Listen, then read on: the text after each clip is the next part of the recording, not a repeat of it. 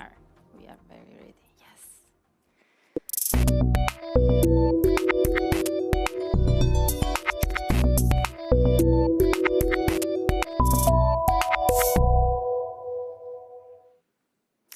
Hello, good afternoon, and welcome to Sci-Café, brewed for you by the Office of the Vice President for Research.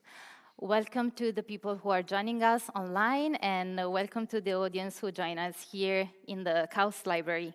My name is Sara Durini. I am a scientific editor in the research communication team, and today I'm going to be your moderator for this event.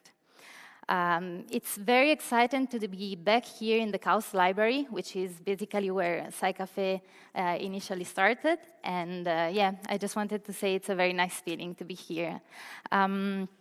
Today, the discussion is going to be about local solutions to climate change. This is a very current topic, and somehow it concerns basically all of us.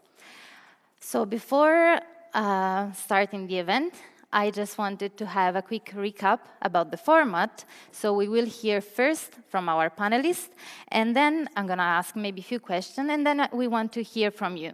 So please don't be shy. Think about your question, and then remember that there is no wrong question to ask. Okay, I don't want to talk too much, so we can start. We're going to start from you, Matt. Can you please introduce yourself and tell us a bit something about your research? Great. Thanks, Sarah. Yeah, again, I'd like to echo it is wonderful to be here. I think it was more than a year or two before we were here in person. I'm Matthew McCabe. I'm a professor of remote sensing and water security. I've been at KAUST for about 10 years, and my most recent role is to take up the directorship of the Climate and Livability Initiative, so it's very pertinent to this discussion.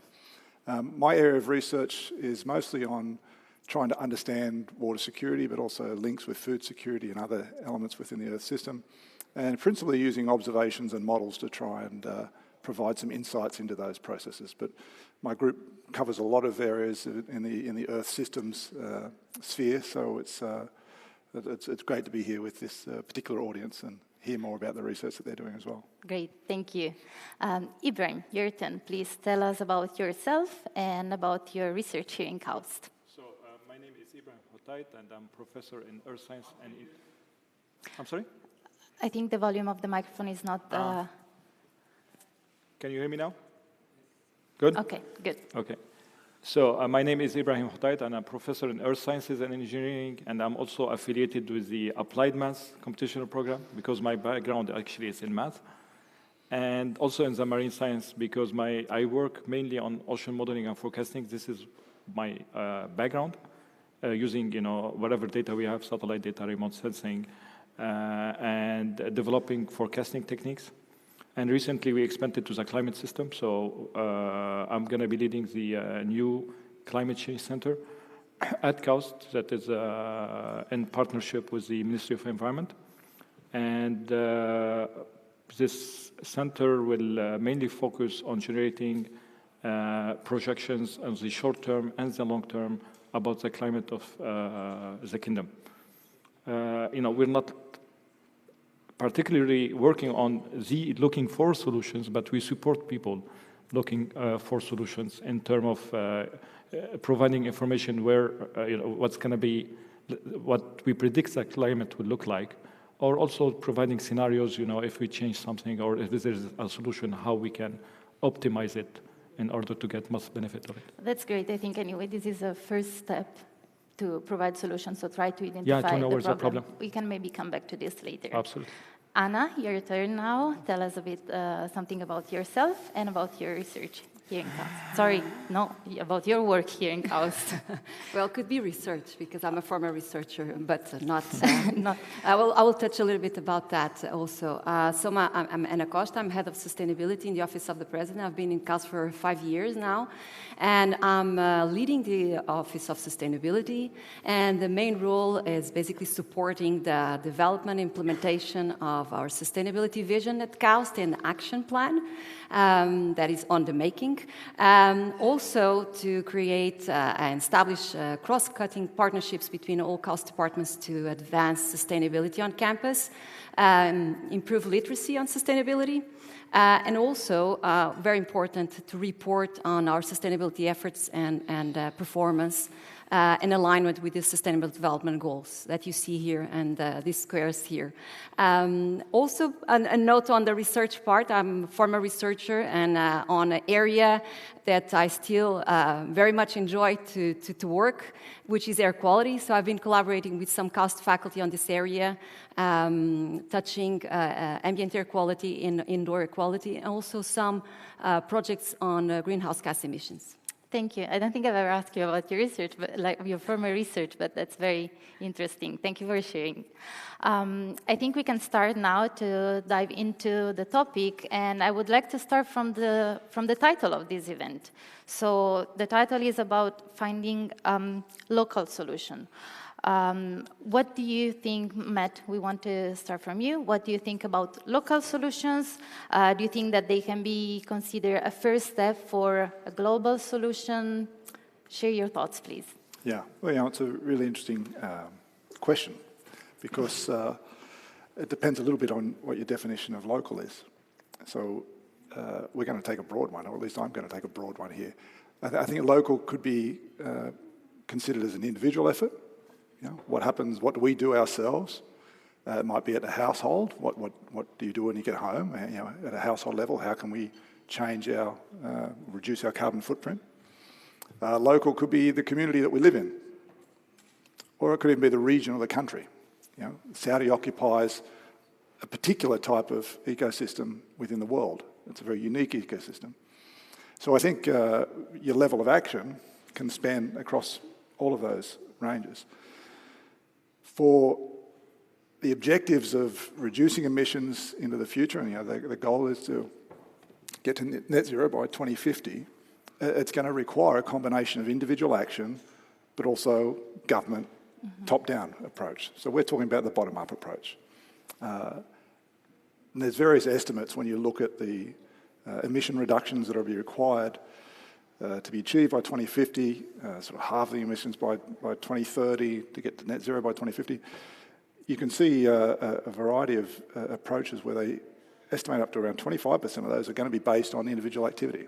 You know, 75% is government and policy and implementation, but even the 25% of the activities that we can have a direct impact on, and we might talk about a few of those throughout the session, but things like energy use and consumer choices and food choices, you know, getting into our diets, what we eat. So local solutions, absolutely. We can't be relying on a top-down approach. We have to be doing both, you know, meet towards the middle somewhere.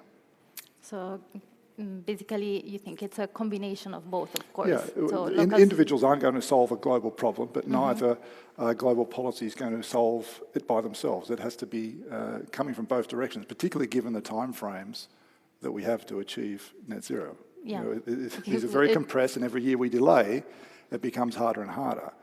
So there's no point waiting for someone else to provide a solution. We have to be the solution. Okay, thank you. Ibrahim, do you agree? Do you want to comment? What do you think about local solution? What's your idea of local? Local solutions, you know, I wasn't looking at it this way. I thought we're looking more about, you know, in terms of engineering solutions at the local level. But I agree with Matt. If you put it this way, you know, it starts from every individual and us taking responsibility in terms of emissions and contributing to to reducing the emissions. Also, in general, I believe it's more up-down approach, where you know there should be some policy strategies that to guide the people how to move it. You know, only relying on the people to do it by themselves, it might not be something easy or might not generate the solutions we might hope for. In general, you know, especially for this problem, it's a global problem. It's guiding the people how to do things and putting some threshold on the usage of these things, so people can follow.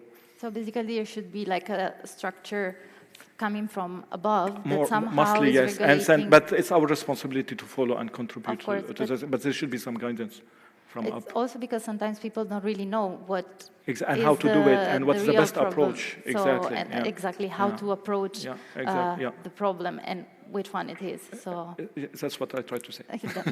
Thank you. Anna, what do you think? Well, I believe that's a combination of all scales. The global approach is very important, but we need to also account for what we can do. And I agree with Matt and also Ibrahim that the individual level plays a very important role. And I want just to give an example of our own community as KAUST. We are a small city, and we do have emissions. We have a carbon footprint as an organization. And if we stop and think a little bit of our own actions, and I liked, for example, to emphasize, for example, when you leave your lights on all night, could be outside on your garage, or leave your AC at 18 degrees, it seems like small, it will not impact. But now think about the scale factor. If you multiply this by the number of households we have in our own community, that's people that do the same practices. And multiplying the effect, you will see that this will translate an impact for an entire year. So this will be translating on energy consumption and greenhouse gas emissions. So it's important to think that we can play a part, thinking of the collective effort. And there are interesting exercises that are happening nowadays regarding urban areas because they are, I'll say, the core of emissions because we have major cities with millions of people. So how we can create an allowance, I would say carbon allowance for these communities. It's important to measure our carbon emissions. If we don't try to measure the carbon emissions, we cannot manage them. So there's interesting exercise happening right now to define individual allowance for carbon for each one of us. And this is an exercise could happen using sensors, apps that account for energy consumption in the houses, transportation use, as Matt suggested, what we consume, what we eat. And then if you think of the entire year, if we know that there is a cap and that we are almost reaching the threshold, it will sound a red flag that we need to stop. So these kind of exercises that allow people to think, because I believe that none of us in our day-to-day life will think about their emitting and they are contributing to the problem. And I just want to remind everyone that we are still not achieving the peak of emissions. This year we continue to grow our greenhouse gas emissions. And according to the Paris Agreement, we should peak the emissions very soon, or at least according to the projections from the past year. And by 2030, we should halve the greenhouse gas emissions to reach the 1.5C from Paris Agreement. So there is a lot to be done. And then it's a huge undertaking that needs everyone. Thank you, and I think this is a very realistic approach, and I think that as a community, as individuals, we really need someone that tells us how the real situation is, because sometimes we might forget. I wanted to ask you all, maybe a difficult question. I'm just going to drop a word that I hope it's going to trigger something. What do you think about adaptation as a solution? Is it a local or personal solution? Can be seen as global? What do you think, Matt? Well, adaptation is going to be an essential part of addressing the problem. You know, it's not going to be a solution per se. The solution is decarbonisation. You know, so we have to decarbonise the energy systems, the way that we live. That's the solution. But to get there, we're going to have to be introducing a range of tools and approaches, you know, and adaptation to climate change and how we, you know, for example, how we might develop more resilient cities. Mm-hmm. You know, how we can make those cities more not just livable, but thrivable. You know, that we want to be living in sustainable environments that have a positive climate impact rather than a negative addition to the problem. So adaptation is an approach that we will have to employ, but it's not separate to emission reduction, which is really the only solution to the challenges that are ahead of us. Mm-hmm. And I think in a broader discussion as well about the role of the individual versus the role of someone else above us, whether it's the government or a parent or who. We've got to take responsibility for the actions that we are living on a daily basis. It's I think if we all look at our behaviour, it's not sustainable. How we live our lives, the way that we operate even in this very extreme and oftentimes unlivable environment. How can we adjust that behaviour to make it a better impact for the globe? It's going to have to be a local action. Of course.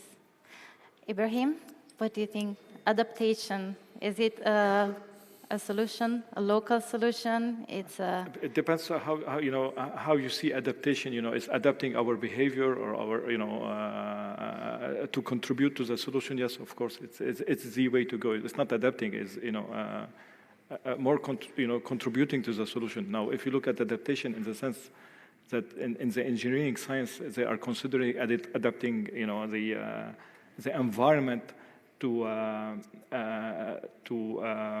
survive more, to be able to respond to extreme and accept more in terms of okay, there will be more global warming and we have to adapt to this. This is like accepting the idea that things are getting worse and we have to adapt to it. And I'm not a big fan of that because we need to look at the root cause of the problem, which is, as Matt mentioned, decarbonization, and it should not deviate us from the what is the solution, which is decarbonization. But in some cases, and it can be like a bandage or like a patch that allow us to survive this period where things might not get a little bit bad and then be able to continue after. So it sounds like more a temporary solution. It's for me, it depends how you call adaptation, yes. It's adapting the people to the, so they adapt their behavior to improve the things, and this is a solution. But if it's just to survive, the temporary solution, otherwise it's a kind of temporary solution, yeah. And it's not going to help to solve the problem. No, we're just going to accept the problem and say, and okay, we're going to... I think we should not accept, and this is, this is why I don't like the idea behind this adaptation engineering. I think we should not accept that we cannot do anything about it, and we just have to adapt ourselves. Well, I think Ibrahim raises I'm jumping in here. Of course. We want to start some discussion. I think Ibrahim raises an important point. It's the manner of the adaptation that determines whether it's a good or a bad thing. If you want to adapt to a warming environment, you can just crank the air conditioning up. Yeah, exactly. Yeah. Right? That's not a good solution. It's fine for the people inside the house, but depending on how you get your energy to do that, and if it's let's say you have a better building design, you have a more sensitive urban design, you can achieve those adaptation goals without having a negative effect on the environment. So it really comes down to how those adaptation elements are introduced. It's like a word that have a lot of different shadows. So we probably need to analyze all these different shades of these words.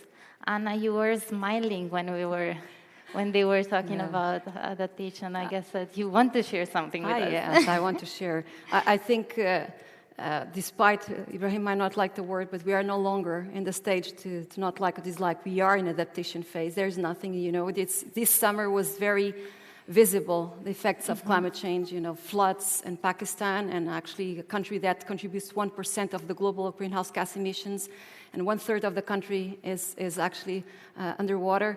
We see heat waves in Europe, extreme temperatures, then floods in the US, so it's all over the place. There's no longer time it's mitigating and adapting. And look, just thinking a bit about the local aspect, because I was working actually in air quality in the local area, it for me is very related to, for example, to situations. And an example of the heat Highline effect, which is basically the increase of temperature in urban areas due to the construction of a change of the soil characteristics. And we see this, for example, between KAUST and Jeddah. You go to Jeddah, it's more warmer, 2-3 degrees. Now, if we move on this direction, obviously we will need more cooling needs. So the adaptation part that is important here that's happening in some cities that is interesting is actually to, for example, to include water bodies and in the urban area, green areas, to reduce the radiation balance. So this allows us to reduce our ambient air temperature around buildings and, of course, reducing our energy consumption and greenhouse gas emissions. So adaptation has so many features, but I think it's necessary. It's no longer an option. I think we are already in that stage. Okay, thank you. I also want to ask something that is more related to a local reality, like KAUST, for example. Do you think, and how do you think that KAUST, for example, could contribute as a local solution, or can give a local solution, can be like as a community, or like even with the research that you're dealing with? So can we somehow contribute to this? And what are the biggest challenges if we want to? Yeah. Well, I think we have no choice. We have to. That's why we're here. The whole purpose of KAUST, going back 12 years, the vision of the King, was to be a beacon of knowledge to the world and to the region, and we need to be leading by example. We need to demonstrate that we can live more sustainably, we can operate within the constraints and boundaries of the Earth system, and that we can reverse the negative effect that humanity has had on the environment. And we have to be able to demonstrate that not only through our individual actions, but through our university actions. This is a very unsustainable campus. It's unsustainable to be living in this environment. Right? So we need to not only use our resources, but our intellect and brain power to find solutions to being able to survive in these environments. The dryland systems, arid systems, represent about a third of global areas, and that's going to probably increase going forward in the future. So the conditions that we have here are not abnormal. So any solutions that we develop can be exported beyond the gate. So we need to not only be a shining example locally, we need to be able to demonstrate that those solutions that we develop here or that we can bring into here can be exported elsewhere. Thank you. I really like the idea of being a community that can lead as an example in this big challenge. Ibrahim, what do you think about KAUST being a contributor for as a local solution, both considered as a community and as your research? Yeah, but KAUST is a unique community. We are in a community within a university, and actually, it's our, I think, duty to show the way. Not only from we are, of course, as Matt mentioned, we have several programs in KAUST, like the environmental science and engineering, the earth science and engineering, marine sciences and engineering. They are all, been designed to be able to contribute and to look for solutions for more sustainability and more, to improve our climate situation. And we are already contributing in these kind of things. So we have, and we are also living within a community, again, unique community where research and population together. So we are, there are solution contributions to the solutions that are coming out, in various ways, various research.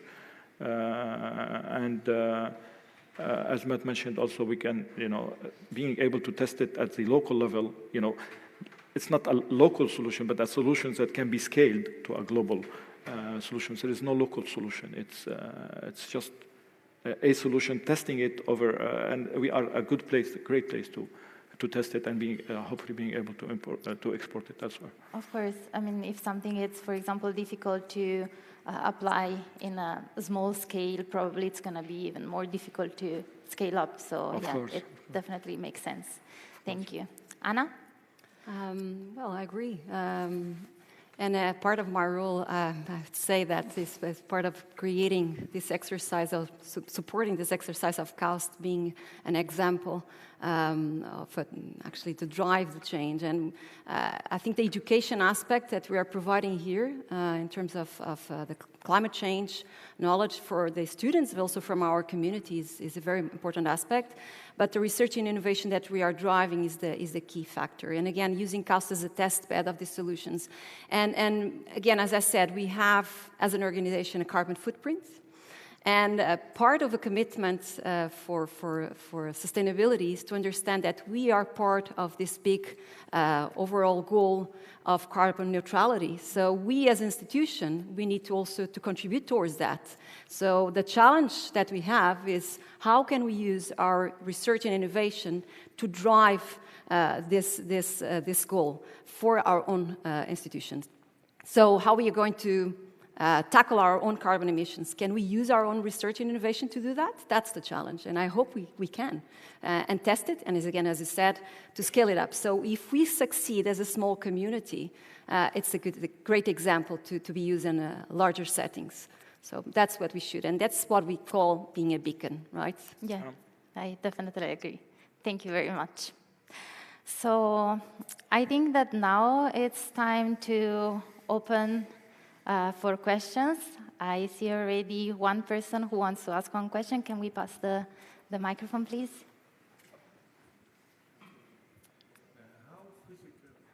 Can you please introduce yourself quickly? Say your name and the microphone. My name is Shadi. It's My name is Shadi Abdullah, KAUST. My question here about the physical modeling of Earth's climate. Last year, a Nobel Prize was awarded for one of the scientists, senior meteorologist, to quantify variability and reliably predicting the global warming. How can this help us, especially achieving the Paris target? Because it seems that individual effort may not be enough to address that challenge. Plus, I remember Dr. Ibrahim first Sci-Café 7 years ago. Really? I don't. was it here for sure? About the ocean ventilation, I remember. About the ocean thermal hairline and the ventilation of your research. And how can this help in exchanging heat, and especially when oceans are 4 times more than the atmosphere in CO2 reservoir? And heat capacity. And how can we do this here in KAUST? Because we have the sea, so maybe we can help having a natural air conditioning system where upwelling is maybe mesocosms in the sea can do some heat exchange and boosting the phytoplankton to the sea. Thank you for your question. I think, Ibrahim, you want to start, and then I'm going to ask. So I don't know if I understood your question very well. You know, the models we're talking about, these are models that reproduce try to simulate what the evolution of the weather or the circulation in the ocean and in the atmosphere. And right now, the models we use for long-term climate projections, you want the closed system, including all the components, whether it's from ocean, from atmosphere, hydrology, so that you reduce you want to represent all the components. And this is one of the difficulties in projecting the weather, the atmosphere, or the climate on the long term. Right now the climate models, they don't include, like, for instance, the biogeochemical system in the ocean is not very well described in the climate models, assuming its contribution is not very important. The systems are not closed yet in every there are a lot of parameterization in these. So the models, we use them for projecting what's gonna happen, and this is the only way you have. But there are a lot of uncertainties in these models that you need to be careful on how to, on how to use the projections. But they can also be a very nice tool for scenarios. What if I emit less? Using them in this way is better, personally speaking, better than using them for projecting long-term, using it as a protection, and this is what's going to happen. Now, you were suggesting that we can use the ocean, use the models to help us to see how the ocean can contribute to the solutions. This is what you meant? Yeah, in 2 times, because as you know, there is a term Highline. Yes. Yeah, but in this case, you need to change the ocean circulation itself, and I don't see how. I'm talking about the natural movement of the ocean, of this exchange. So we can do it. We can do something called maybe upwelling, reversing, drilling the water. It's not that easy, because you cannot do upwelling without changing the atmosphere itself. It's not changing the atmosphere, but at least helping cooling the atmosphere and help absorb CO2 by the phytoplankton you are boosting. So some people wanted to put some nutrients to exactly. boost and then absorb CO2 and bring it down. Yeah. Yeah, but then what's going to happen? And then it will resurface, and so it's just hiding the problem in some way. And it's a matter of buying time. And there were some experiments about it. I'm not expert in this. There were experiments about that, and they were not very successful, and they stopped the programs. So this is the idea of adding nutrients in the ocean. Iron fertilization to oceans. So at the moment, the oceans are at their capacity for how much CO2 they can uptake, and any more CO2, it's decreasing the pH. It's causing it's even worse. Ocean acidification. So we can't rely on the oceans to be taking more CO2 up. Ocean fertilization is a geoengineering approach, and they may have a place, but any time you start meddling with the natural world, there are almost always unintended consequences. And of course the sea level rise, right? And you're making it worse. So you're taking our problem, putting it somewhere else. And I don't think this is a solution we should consider. Don't mess with the whole system, global system. Anna, do you want to add something? No, I agree. I think there's the danger of testing some of these solutions. Actually, there are some exercises happening around the world on geoengineering, cloud seeding, that try to reduce the impacts of global warming and the effect of radiation. So we don't know the consequences. It's just the testing, and it could go right, it could be very wrong. So I think we need to be cautious on any kind of approaches on this level. Thank you. I think I've seen that there is a person on the back who wanted to ask a question. I think Manabe was the professor who won the Nobel Prize. Thank you. Can you introduce quickly yourself, your name, surname? I cannot see. We cannot see your face because there is I guess it's Martin. We can hear you, I hope. Can you hear me through the microphone? Can you speak louder, Martin? Okay, I just raised my voice. I'm trained speaking in public. So Martin, my faculty in Earth Sciences. Hi, Martin. I've been here for a long time. I enjoy this format very much. I have a very simple question, or maybe it's not simple, but straightforward, and to what Anna said about the personal effects of measuring. Let's say I drive to Jeddah and back. What is my carbon footprint for that trip? Or I fly to Frankfurt and back.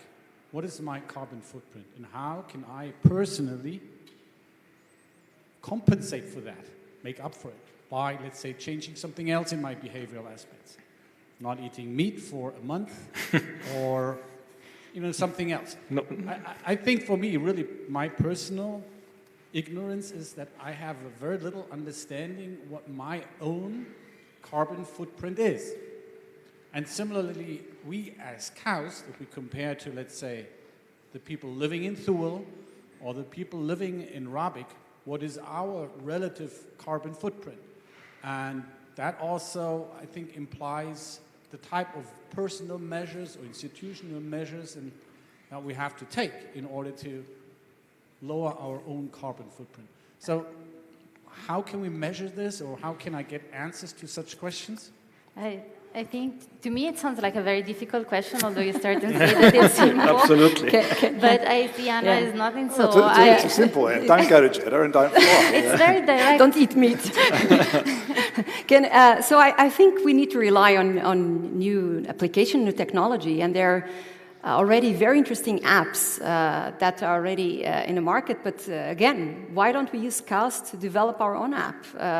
It's up to us. We could do that, right? We could create an app associated for KAUST Central. Actually, there's been conversations around that, that allocates, for example, your carbon emissions from your house, how much energy you consume, and also gives you an idea from the cooling side, how much emissions come from your own transportation mode. And there are very interesting apps already. And we can add sensors, we can add many other features that we actually have expertise at KAUST to develop this.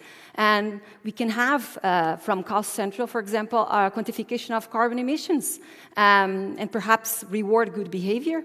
I just think that, we need to stop and start thinking very well of the conditions we have at KAUST, we don't pay for electricity, so people somehow, it's okay to leave the light on. I don't care. I can water my garden whenever I want because I don't pay water. I can clean my car every week. It's very nice. There's a dust storm, I clean again. And this water also has a carbon footprint because it's producing out a desalination plant. And as you know, the electricity in the kingdom is still relying on burning fossil fuels. Luckily, we are having a path that is going to change that by 2030. 50% of electricity will come, hopefully, from renewable energy.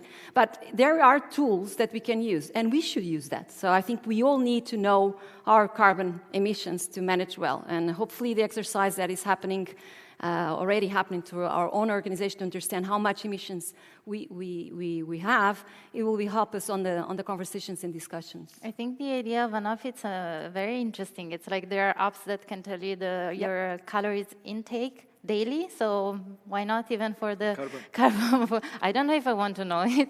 Yeah, exactly. It's like with the calories. Maybe you don't want to know. But no, I think it's a really important point, Martin, and someone will correct me in the audience. I think Switzerland has provided some guidance on what each citizen's carbon footprint should be if they want to achieve their net zero, which is a lot more ambitious than many other countries. I think it was 0.6 tons of carbon a year. Someone will correct me on the units. It sounds about right. But how do you get there? What are the choices that you make to determine whether you exceed or achieve that target? That we have these tools for water. Particularly, I could tell you how much water is in a litre of milk or a 400-gram steak. But being able to track the carbon footprint of that's the sort of thing that's going to help us as individuals at a local level make informed choices. So whether you choose something from the supermarket, which not only has a water footprint, but a carbon footprint associated with it. This is waiting for someone in the audience to develop a little entrepreneurial app that they can go and do this, so we can all monitor our carbon budget. Yeah, so... They're online, but you need it in front of you. You need it in front of you. You need to be able to go to the supermarket. You need to be able to... it's not like you're going to remember me. I can't even remember the numbers. It needs to be like you open your phone. Okay, let's see what is the daily report. Yeah, it's you not have going a well. notification maybe. Because again, it's like we were saying at the beginning, it's also it's not only that sometimes we don't really know what is our carbon footprint, for example, but we need specific rules to try to have a more sustainable lifestyle. So maybe if we have our phone that it's reminding us, then probably we're going to follow it more. Well, Anna raised a very important point. Everything we have here is free. So where's the incentive to use it sustainably? Yeah, maybe there's none. Being more aware, it's an incentive because sometimes you forget about it. It's not that you don't care, but really maybe you just don't think. So a notification might be a good way to think about it. Yes, there was one person here in the middle. Hi, Manuel Ariza, PhD student. So do you think a good solution can be like a per capita carbon emission? But as you were mentioning, in Switzerland, it's more like a choice. In this case, will be more like you have a budget of carbon, like money, but with CO2 emissions. Do you think that can work? And I don't want to be super authoritarian, but a bit, Like giving a fine if you go above your carbon emission, that's what you... Some tax or something? No. Yeah. You want that? No, I'd like to think that we don't need a tax, that we would want to do this, that we would want to live more sustainably, we would want to leave a world a better place. You know, that's my idealistic perspective. I think the realistic, part of me probably thinks that we do need some form of, whether it's a tax or a disincentive to change our behaviour. But the problem, of course, is you can't just apply that at a global scale. You know, it's not equitable for someone like someone in India or Pakistan to have the same carbon budget as me. You know, I'm wealthy, living in a wealthy country. I'm the one that's producing the most carbon footprint. So how you develop those types of, or how you distribute those types of budgets is obviously very important. But you know, I think tax and cost has been shown to work for many other things. There's no reason to suspect it may not work for carbon as well.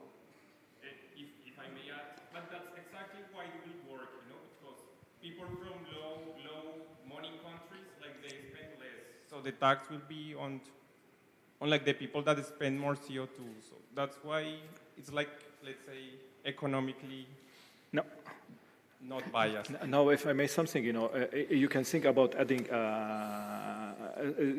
tracking the footprint of every individual, but we can also track it from what we're consuming, right?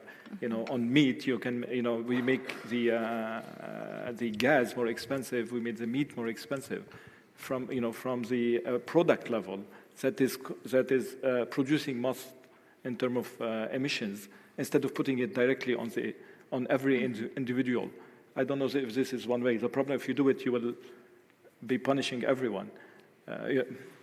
But instead of doing it at every individual, is to look at more at the macro scale, not the micro scale. I don't know if this would be it's the same way. I don't know. It cannot be. I agree that it cannot be the same allowance or budget for everyone. You know, we see by default that we know who are the countries we emit more, right? We know them. It's US, China, India. Again, the disparities and the economic disparity between the populations needs to be accounted for. And of course, some of the things that are available to us in a developed society, they are not available to others in undeveloped countries. So clearly, the emissions associated to that activities per se will be different. So I think we will be struggling, and again, we have the tools to make these changes, the rich countries that have the ability to make the changes. So clearly, their effort needs to come from developed countries that are contributing to the problem more. But this is I think, a deeper conversation needs to happen. Yeah, for sure. I think we have time for another question. Okay, I see one person there, and then one on the... okay, sorry, you're there already. And then we can conclude with your question. Yeah, Alexei Volkov, and I have a question more related with the last talk about the implementation, because we talked that many things are depending on the behavior of each individual, and when we're talking about the KAUST, so that KAUST is well-educated people, let's say here, and we know why we have to change our habit, but the problem that how can we transfer that habit or changing of the things to the more common societies, let's say, because COVID time just showed that when we restrict the certain rights and adaptation for the climate changing, so will be also treated as the cutting of the certain rights, would also lead to the protest from the large part of the people.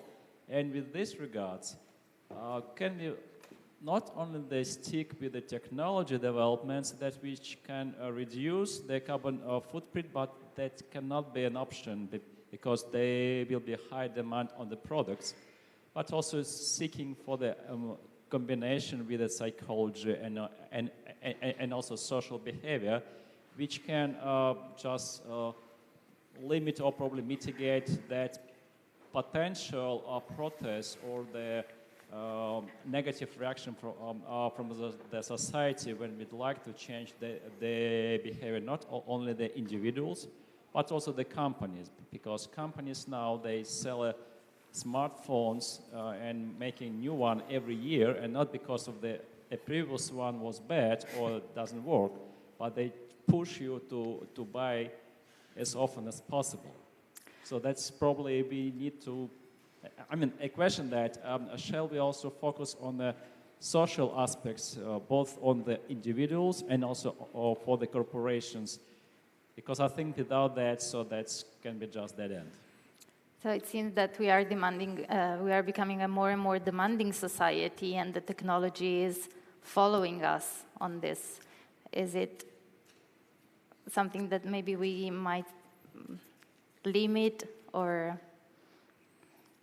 Well, I think it's an excellent question in that you absolutely do have to take the socio-cultural elements into play if you want any policy or procedure to be successful. And the way that the advertising industry has hoodwinked the global population to take advantage of our consumerist ideals. We want a new phone, we want the next big bright thing. If it can be harnessed into a more positive approach, that would be great. But I have to warn you're asking a group of scientists and engineers to give an opinion on psychology and socio-cultural levers, and we're the wrong people to do that. I'd only say that I think there's an underlying motivation for each of us to adopt positive approaches. It's not just that it's going to make the climate better. Most of the climate solutions are human solutions. And by that I mean that they improve our life, they improve our well-being, they improve our environment, they improve the air, they improve the ocean. So it's not necessarily, I think it's the wrong discussion to be thinking about these as sacrifices that are going to have to be made, but they're going to be, there's benefits that are going to come with them as well. So that's something that has to be introduced into the conversation and the education of it also. Thank you. I think unless you want to add something, we can move to the last question. Hello. Hi. Hello. It's working, Thank it's you very working, much. yes. I'm Katia, I'm a PhD in chemistry. So do any of these local solutions evaluate the life cycle analysis? For instance, I mean, an example, I'm not in favor of plastic bags, but now, like in Tamimi, for instance, we don't use plastic bags, but then you go and forget your bag, your textile bag, or even worse, you need to buy one like made of paper or whatever. The thing of plastic bags is because they are lighter in weight, they are like easy to transport somehow. At the end, like to evaluate which thing is worse, like even to continue using plastic bags, or the fact that you go and buy a new bag one again and again and again and again, because you are forgetting, or like even you don't know exactly like the materials, the footprint of the materials is even worse than the plastic bags. So it's somehow any of those strategies trying to assess life cycle regarding like, I mean, the whole production or implementation of the strategy. Again, another question about being more aware about the problem, I would say. So maybe Anna? Yes, the life cycle assessment actually is a very important process and tool. And I think everyone should have at least a fundamental idea what it entails. I agree, although the life cycle assessment will change according to the location where you are. So could be because the sourcing of the products, the transportation, all of these elements impact on the overall carbon footprint of a specific product. Regarding plastic bags, and in Tamimi in particular, I would say that some of the solutions are pretty well tested. We know that specific bags, plastic bags, will generate environmental impacts when they go to landfills that we should avoid. So there are somehow other inherent consequence that we need to assess besides the carbon emissions. But yes, we need to account for that. And a good example of that we were talking about when we came here, and this was a question from another event. What is best, a glass bottle or a plastic water bottle here in Saudi Arabia that isn't recycled glass, right? So this is a kind of exercise that could happen and should happen. A life cycle assessment could be a project to our students at KAUST to do this exercise and come up with an answer. It will impact for sure operations and the way we look to things. So this is a kind of tool that is very beneficial. Thank you very much. I think that in the interest of time, we're going to hold off of any other question. I just want to thank you again the panelists for being here, and I want to thank the audience, you people who are here in person, and the people who joined us online. Thank you very much, and see you for the next Sci-Café. Thank you.